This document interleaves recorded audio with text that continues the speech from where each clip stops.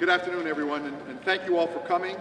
I wanted to welcome Stuart Cornfield, the producer from, I believe, California. Yes. And here today, our special guest, along with the Michelsons, and Eric and his wife, I'm sorry, Stephanie, and to welcome you to what we perceive to be, and I'm sure you can see it, visualize it yourself, a huge project here in the city of Middletown.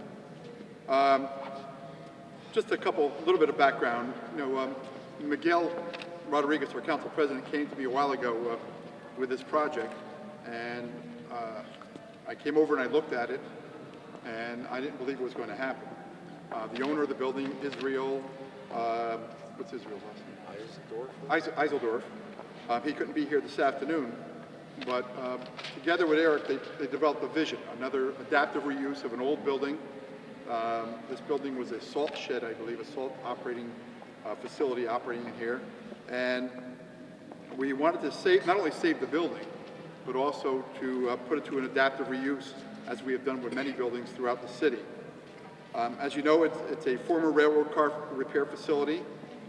When this project is completed, both inside and out, the studio will be one of the largest sound and movie stage studios in the Hudson Valley and in New York State.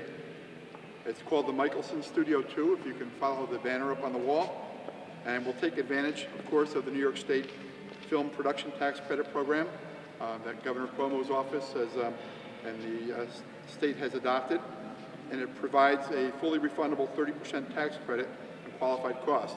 If you have any questions on that, Dawn is from the, Dawn Ansborough, I believe, is here from, oh, she's over here. She's from the Orange County Arts Council and the Film Commission.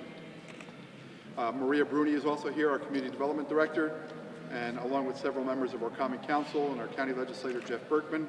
And if you have any questions about the project or development of it, we'll be more than happy to address it for them. But the person who's going to speak the most about the project is the person himself, Mr. Eric Michelson. Quite the character, as you're going to see.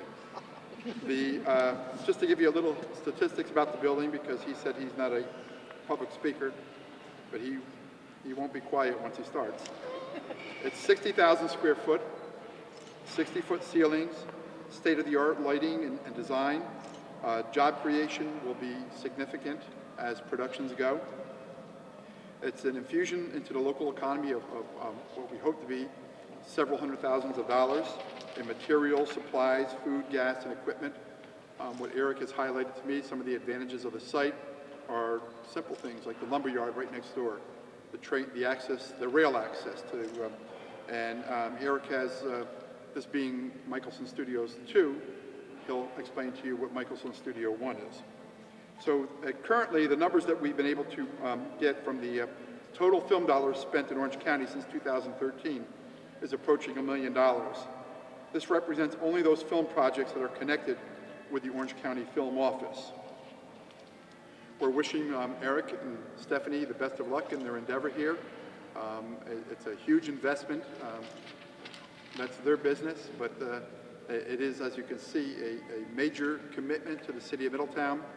Our plans are to do some more improvements on Midland Avenue to make the exterior of the project much more attractive than, as it is. It's an old rail yard, as you can see, and so we're going to make a commitment to the Michelsons to make sure that we improve the access roads into this project. But at this point, Miguel, you want to say a few words?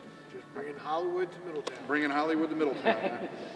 So I'll introduce Eric and have him speak on behalf of his project. Thank you.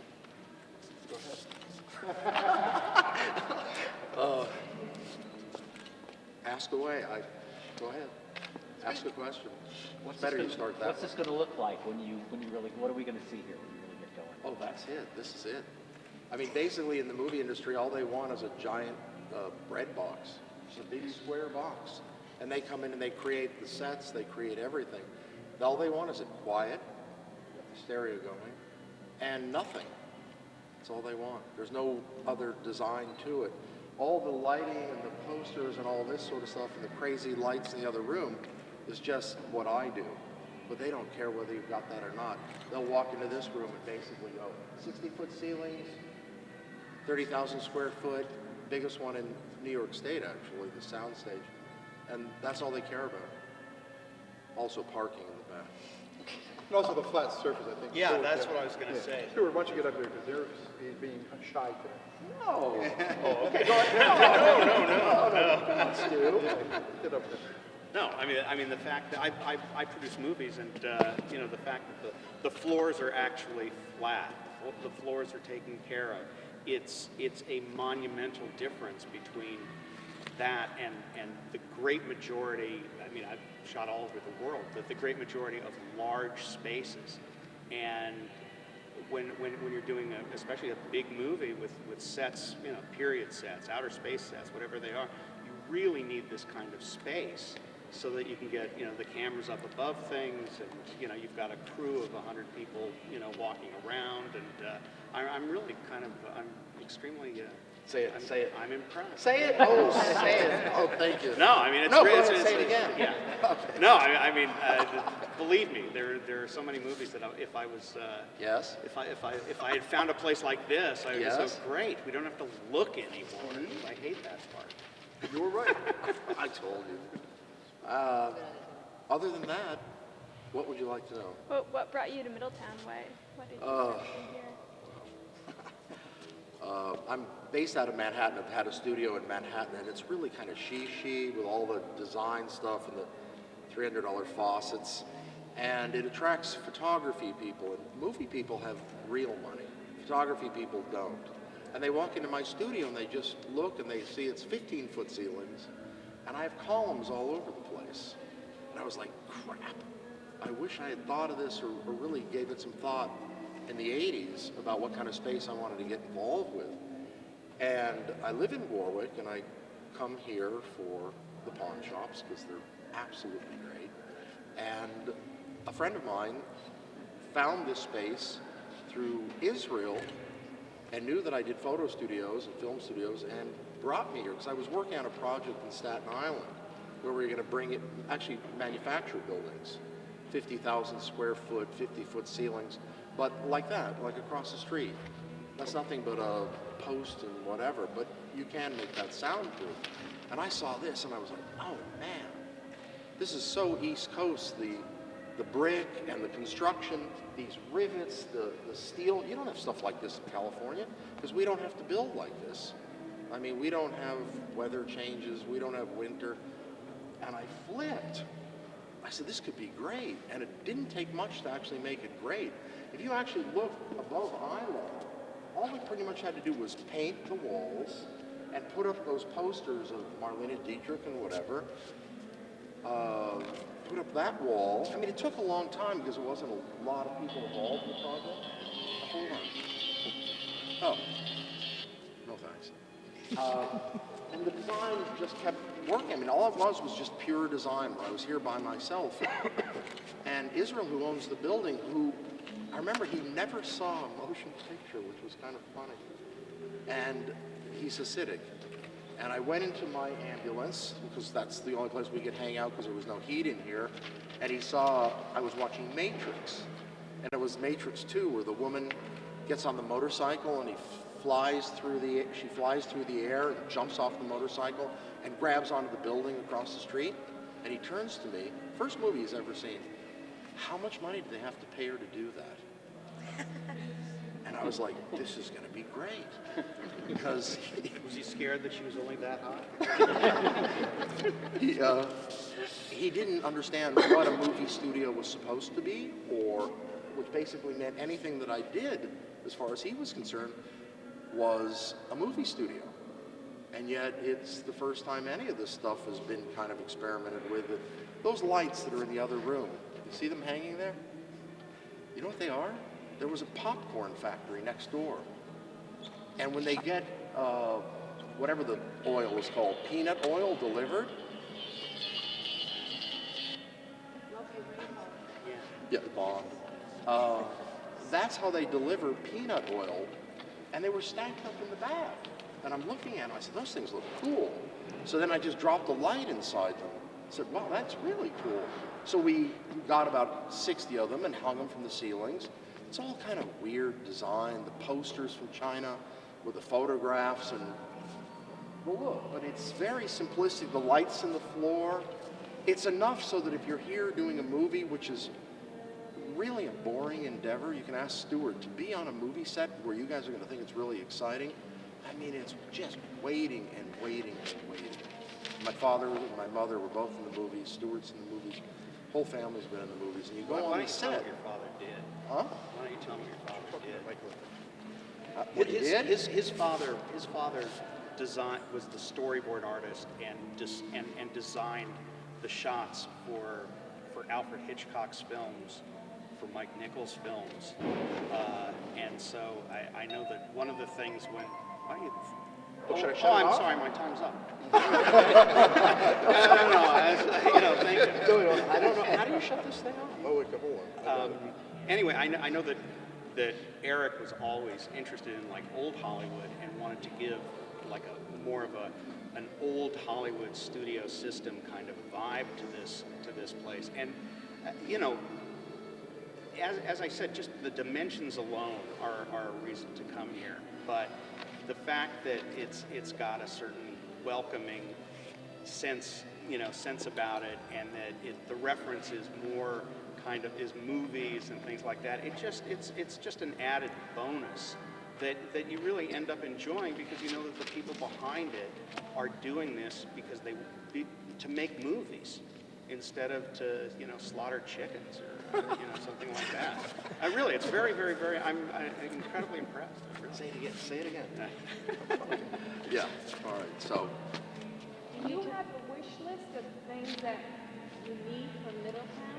Because Middletown has not only great pawn shops, they have other little stores that most people don't know about, that you could spend hours looking at unique items. Well, I mean, I had heard that a locomotive was going to be a locomotive or a train car.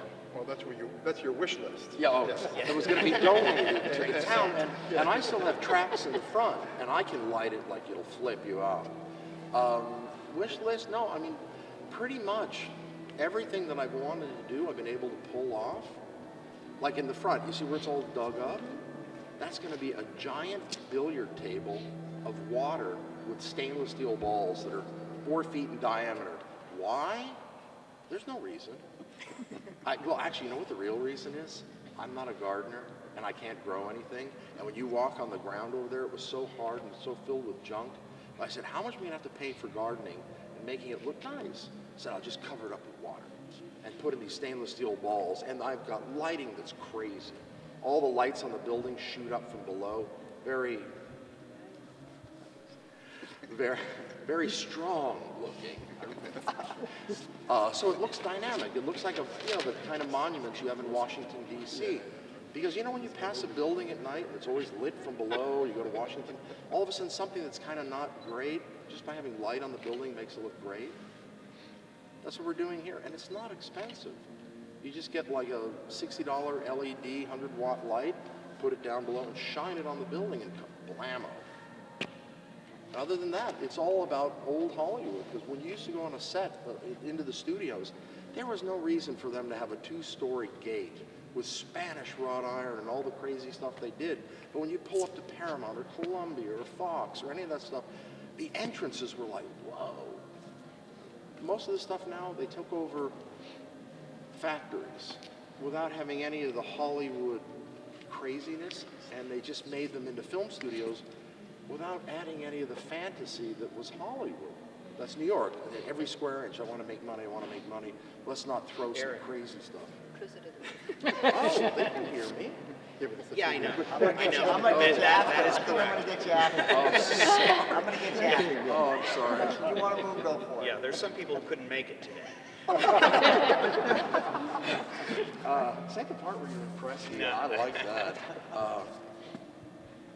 I don't know, anything else? Yeah. Let's just be clear on one thing when we say this is an old railroad building, because this is Middletown. This is the O&W Railway Yard.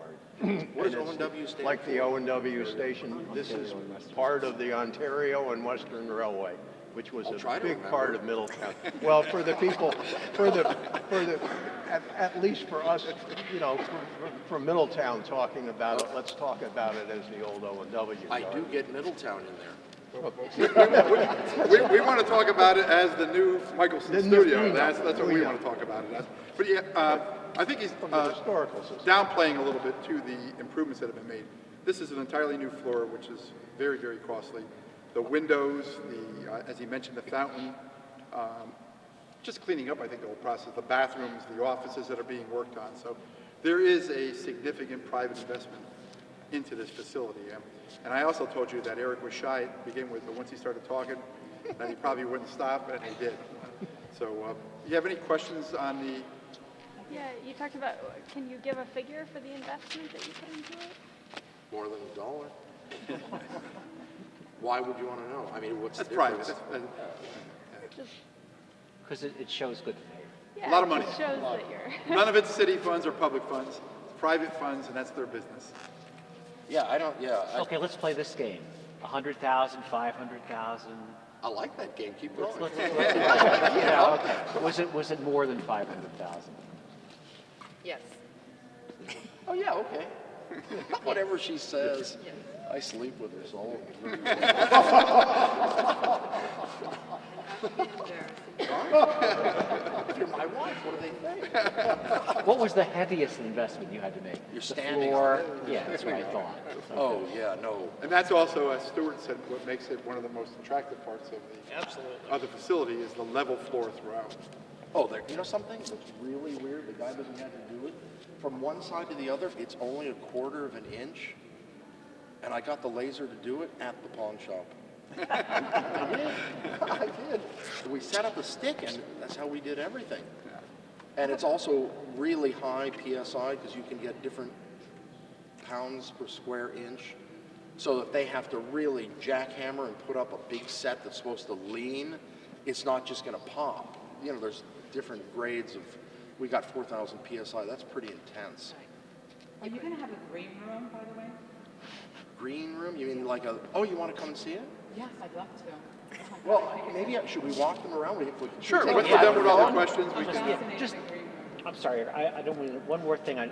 You're a little bit, I mean, look, I live in Middletown, you know, I'm not putting, but you're a little far from, you know, the production centers, which is New York, Hollywood. You could pick up a warehouse in Hoboken, you know. What brought you here, sir?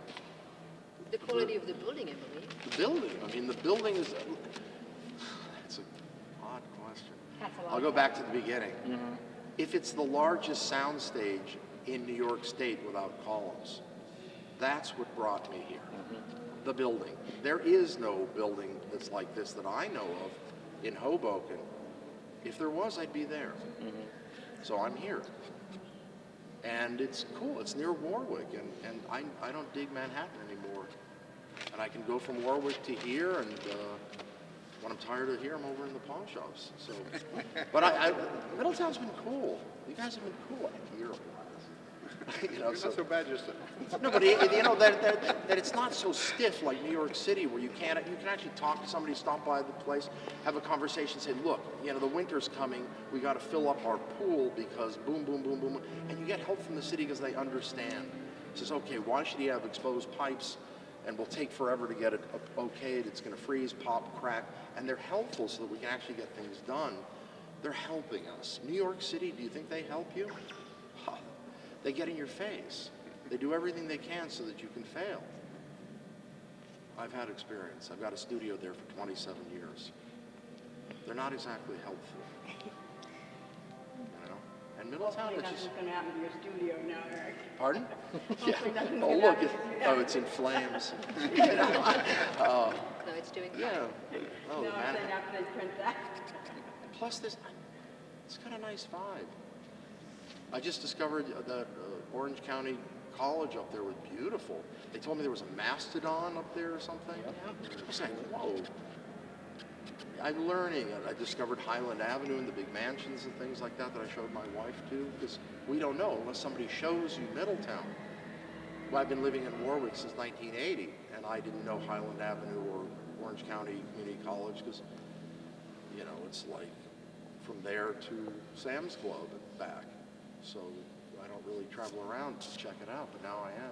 Plus you have all these beautiful little towns. Stuart was going to make a film recently that was taking place in the 1920s or something like that, And I sent him pictures of Museum Village. His one question about Middletown is it rural around there?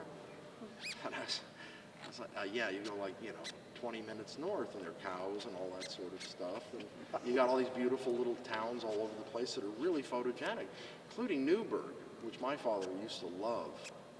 I mean, he didn't get that it was unsafe, but visually when you go through it as an artist, it's beautiful.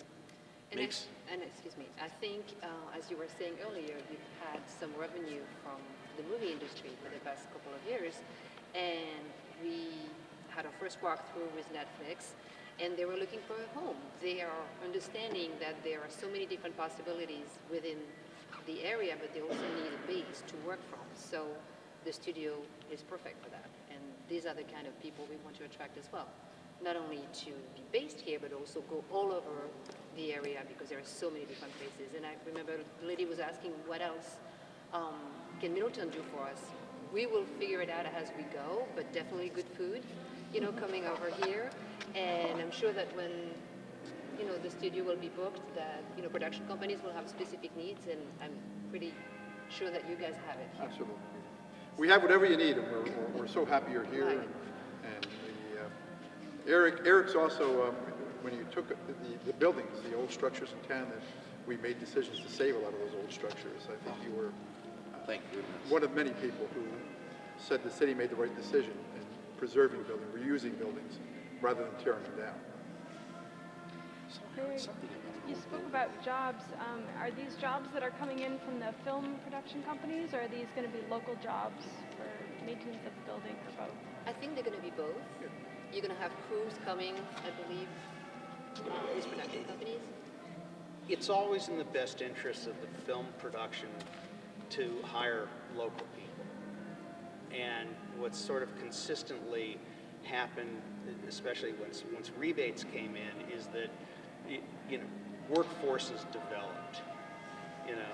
People who started out as assistants understood what just moved up, because just on a dollars and cents basis, it's just better to have somebody working for you where you don't have to pay to fly them in, put them up, and do all that. It's a giant savings. And there's no question the governor's initiative for the film credit is the reason why New York State is being inundated with these types of facilities. Correct? Oh no, you can't imagine when I think Jersey cut it too. I think a few years ago. Yeah, well, in Detroit, Michigan cut Right, theirs. right. But most of the movies that I've done have been with studios, and it's just one of the first questions they ask. Can you shoot it in New York? Can you shoot it in Louisiana? Can you shoot it at a place that has a rebate? Because it's a tremendous amount of money, and it's tough to make movies, and any advantage that you can get in terms of getting more money up on the screen and less money just going to flying people in, that's exactly what you want to do. Stuart, why don't you give them a little bit on your background? Some of the movies. Go ahead.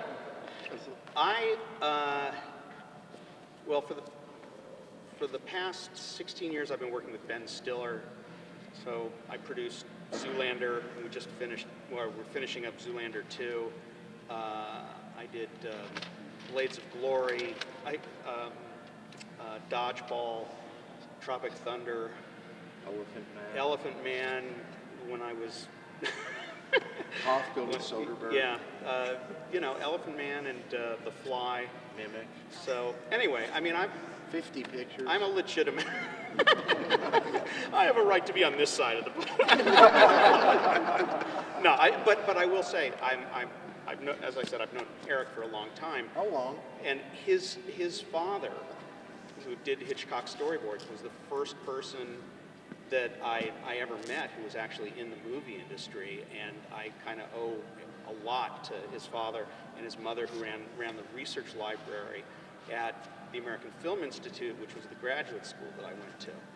And actually there's a film that is just now coming out about his parents, and I know it was in Cannes, and I don't know what its distribution pattern is going to be, but it's all about these two people who basically people in film know and admire and try to get on their films, but most of the world just doesn't know that those job positions or people like that actually exist. So it comes from a very interesting background, and it really helped me. So. Any more questions before tour? When do you plan on start booking the studio space? Well, we had Netflix and ABC, whatever they're called. ABC Studios. ABC's. It's them. They come and they take a look, and then they write a script. They figure it out. As soon as I have bathrooms and a couple of little things, the floors I believe were finished this week. Yeah. So as soon as I have a couple of the rest would be fabulous. Well, that doesn't take long with the marbles coming in from China, but it's more about we're just going to slow down our pace because it's been a hell of a pace. We're starting to promote it, actively at the same time as we're working on our studio in the city. Every time we speak to a client or potential prospect, we The just say, by website's the way, up. We have the banners on the Variety's webpage, stuff like that, which went live yesterday. So they'll just start calling, and you show them the place, and they go, yeah, and then a month later they go, we need it now. That's how it works. They're all very subtle until they're desperate. Any other questions? When did you guys start working on this place? I'd say about 1.5 years ago is when I first started working on it. Literally sandblasting the brick walls with a sandblaster and stuff was fun. To bring it back to see if we could. I don't think anybody believed it until they started seeing that room come together, and then everything kicked into high gear with the doors and the cement floors and everything like that. Dick, my first trip here with Miguel was when he brought me here the first time. Eric was in the back in his ambulance. It's an old ambulance. Sitting in the back of the ambulance watching TV. Pee Wee Herman, to be exact. Yes. Because that was the only place that had heat. right. So it's been about at least 18 months. But it's been fun. It has actually been fun. So now you're good to go. Somebody can come in here tomorrow. If somebody calls you tomorrow, can they come in here and set up? Oh, absolutely. They could shoot right now. I mean, we could put the bathroom together in 2 seconds, but they don't even really need a bathroom. Movie people they'd bring their own bathrooms and plop them outside. Yeah, actually, Hollywood people don't go to the bathroom. They're too famous. Any other questions? Anybody else want to make a comment or anything? Okay.